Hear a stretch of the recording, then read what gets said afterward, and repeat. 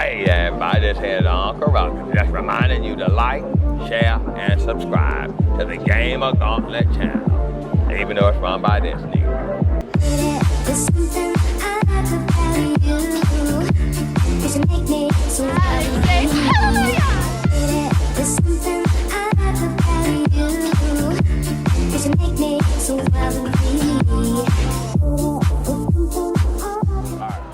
What's going on, my GamerGauntlets? And I got a special guest with me today, and it's Ozzyoz, the virus. Yo, what's going on, man? How you I'm doing good, man. I can't complain. We at WeCon 2024, so you know, survive. We turned up here. Tell people a little bit about yourself, man. I'm a anime rendition graphic designer artist. No, that's a lot, but pretty much what all that means is I'm just a creative, man. I just kind of take anime, video games, anything I'm inspired by, add like my own little spin and twist to it, where it just kind of has like a different urban pop culture touch to it. You know what I mean? That's like what I specialize in. That's what I built like a name off of. Okay, nice. All right, so what got you into doing stuff like that, man? What made you decide? Like, you've been drawing since you was a kid? Like, yeah, drawing since I was a kid. There was really nothing ever else I was really ever that like good at, or anything else I could really see myself really expanding into. So art was just one of them things where, okay, I know this is something I'm not the best at, but I got like some type of potential there. So once I seen that and I noticed that, I just kind of kept going with it. Yeah. I tried other things, you know, I used to dabble in with music and stuff, and I had talents there. Okay. You know, making beats and producing and shooting videos.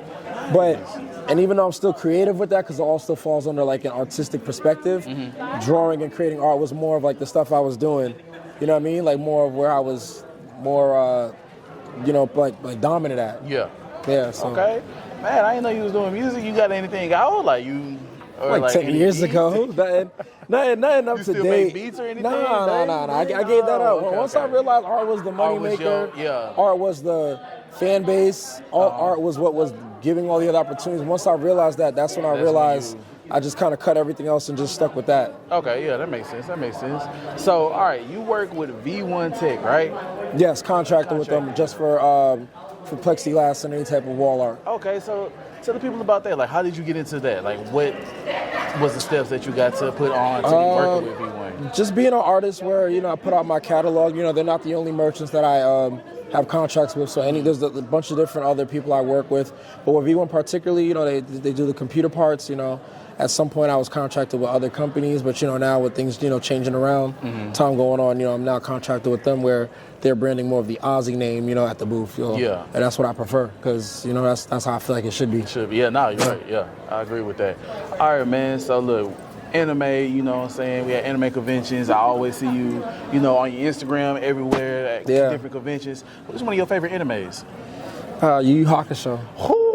Yeah, let's go. Yu Yu Hakusho. So, what is your favorite scene from Yu Yu Hakusho? And why is Yu Yu Hakusho one of your favorite animes? I just like 90s animes. I like the way like the art style back then was portrayed. I like the way how it looked. I like the vibe of, you know, like old school. I like the characteristics that they would give these, you know, main characters back then. They kind of do it now, but there's just something about that era of anime that we're just not getting today, and I just kind of miss and appreciate that. So growing up on that, it just has that nostalgic feeling. There's a lot of flaws and stuff from stuff back then that is corrected nowadays, but there are some elements that made it special. So that's why I go, you know, old school and, you know, Yu Yu Hakusho and stuff. And obviously Dragon Ball, Naruto, and certain ones, you know, moving forth after those years. I think I want to say, for me, what I miss about like the 90 era is that it's hand-drawn. Yeah. You know what I'm saying? It's not all this computerized that we have now. Exactly. And that's why I resonate with it, because I'm a hand-drawn artist, you know. Well, digital, but, you know, hand-drawn in a sense.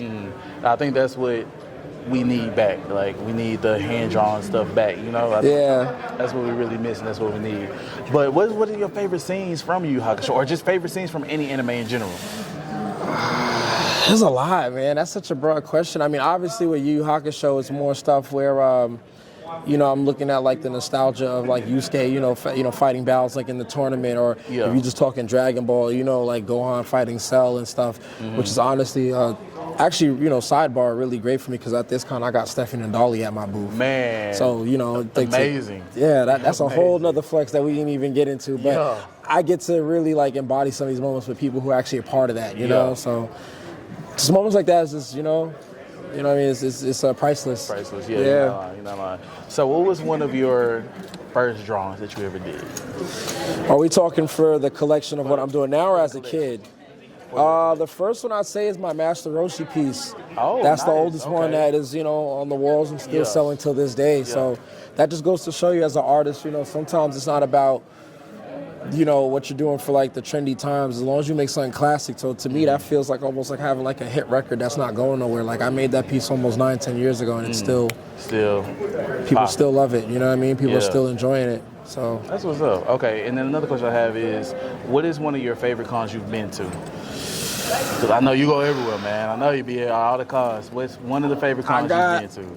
I got like a top 3/4 right now. Go ahead and tell me. Go ahead and tell the people. Kamea because that's where I made my debut. That's where I made my debut, like in the con circuit, 5 years ago, 6 years ago. Started off doing, cons there, and I blew up since. DreamCon is definitely up there. I've been seeing that con on the up and rise from going from 1,200, people coming to 20,000 people, in just a short 4 or 5 years. Otaku Fest in Miami, black owned, black run con, and it's great. I mean, that con, shout out Wenji. That's a great con that I love too. They show me love in Miami. And I actually want to say WeebCon is actually starting to come up there for me, as a con that I'm enjoying, I was there last year, the year before. The same people I know that are involved with Kamea Con are involved with this. So it's just, it's home, it's family. The staff, I know these people. And they built like a real good connection, building me out into the con space. Nice, okay. And then let's talk about the art that you have now. So you have some of the gold cards, right? Yes. So what inspired to do a card like the gold cards? What inspired that? I want to put something out there first of all, I'm always pushing the envelope as an artist, the artist alley, don't get me wrong, people got their posted prints or whatever they want to put their art on, but I feel like as like a real entrepreneur, a real boundary pusher in this game, I always have to think like, what else can we do to, really make sure like artists get their respect and, make their coins off of whatever, we put into it. We can't just look at one medium and think that's it. So I know that, collectibles and trading cards is a thing. I know that people value great art, and I know people value something where there's effort put into it. So when you put all that together, like, what do you get? A collectible trading card. So, I got like 3 of them on me right now. Nice. They got like the little... And then bring it up to the camera. Oh, yeah, of course. Let's see if it focuses in. I don't know if it's going to focus. But yeah, you got the Ozzyoz on the back, and then you got the artwork on the front. So yeah, the special thing about them is that, I'll probably give you some B-roll of this to put on, but they got like a nice little skew on the bottom. The skew on the bottom. The skew on the bottom means, like the date it was made, the edition, the year I dropped the card, and the quantity that I printed and ever planned to ever print of this design. Nice. So once it's done, it's done. It's done. Okay. That's it. You got a website that they can go get this on? Yeah, they can get it on lsdcollections.com, which is my mashup collection. But obviously, I have Virus graphics for the shirts, LSD for the canvases and all the collectible stuff. But because I'm the same artist, you're going to see little different products on both platforms. But it's all under my umbrella as Ozzy the Virus, So. Got you. Yeah, tell me about your name, man. I like that name. Ozzy the Virus? It's a meaning behind it. Come on, man. You gotta tell people about it. When I used to make music with my friends, when I was younger, we would just freestyle, and I would just say something along the lines like, I'm sicker than, I'm sicker than your average, or sicker than your highest. You could call me Ozzyoz the Virus. I was just freestyling my friends, man. And it just stuck. It was just like a freestyle name that had a nice ring to it. It really do, though. There was really no real reason for the name Virus or the Virus at the time. I just rhymed it, because y'all said something about sicker. So I guess, I'm freestyling. That's okay, sicker than... Okay. You call me Ozzy the Virus. So I just love the way it sound, and I tell you, I just ran with it and just been branding the hell out of it since like 2009. Yeah, okay, all right, man. And the last thing I got, man, any tips, any tricks that you want to tell people who, are trying to be upcoming artists or trying to do what you do, anything that you want to inspire them to do, or tips and tricks? Be different. There's nothing wrong with being inspired by other artists. There's nothing being inspired by something or somebody. But if you want to be as great as what you're inspired by, you do not want to watch them too hard to the point where you are imitating them too heavily. And it's not. I get that. There's a blurred message out here, in the community that people are not understanding. I'm grateful that people are inspired by what I do. But if you do anything that's too close to what I'm doing where the average person can't tell the difference or gets confused, you're never going to be as great or as close to me. You're always going to be behind or one step under. If you really want to do what I'm doing or what anybody ever is doing, your best bet is to be inspired by the movements of the person, but figure out a different lane in that sense. And that's what's going to always push you different. You can't be in the same lane expecting to get the same results. So that's a message I really try to portray and put out to other artists, you know what I mean? That I feel like people think, oh, because it's working, I should just copy it. Yeah. No, like if you're not understanding what I'm saying, you're not getting where I'm coming from, there's going to be a reason why you'll never be where I'm at or anybody that you're inspired at is at. So that's a message I really want people to understand. Okay, nice. Well, all right, man, y'all heard it here from Ozzyoz itself. All right, my gauntlets, I'll have all of the link down below in the description. Click that link, go follow my boy on Instagram, go look at everything that he got. Y'all just saw the gold card collection, y'all heard it. Heard it here. Once it's gone, it's done. Ain't no more. That's ain't no more. You might have a different edition, but it's not going to be the same first edition.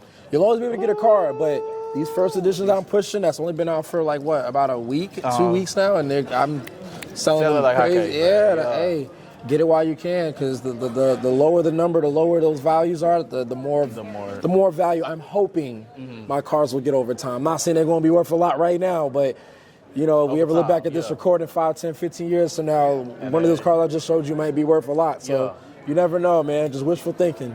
Y'all better go ahead and get your cards. Make sure y'all follow, subscribe, check out my boy and all that, you heard? Make sure we support. Appreciate it. All right, my gauntlets, I'll see y'all later.